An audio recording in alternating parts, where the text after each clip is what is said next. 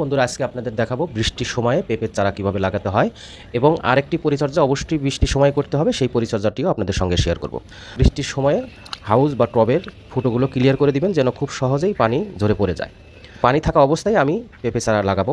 দেখতে পাচ্ছেন এই পেঁপে চারাটি আমি একটি ছোট্ট টবে কর্কশিটের পেঁপে চারাটি লাগিয়েছি। এখানে পেঁপে চারা লাগানোর একটি কারণ হলো পেঁপে চারা সাধারণত দেখা যায় যে বড় হওয়ার পরে, কষ্ট করে বড় করার পরে দেখা গেলো সেই পেঁপে গাছটি ছেলে হয়েছে, তখন কেটে দিতে হয় এবং ওই বড় টবে লাগানোর যে সময়টুকু নষ্ট হলো সেটা আসলে খুব দুঃখজনক। তাই আমি ছোট টবে লাগিয়ে আগে দেখি ছেলে না মেয়ে।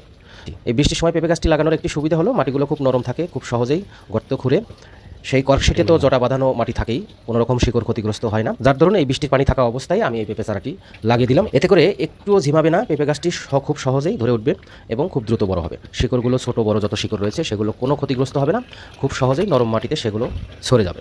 এখন একটি খুঁটি দিব, কারণ এই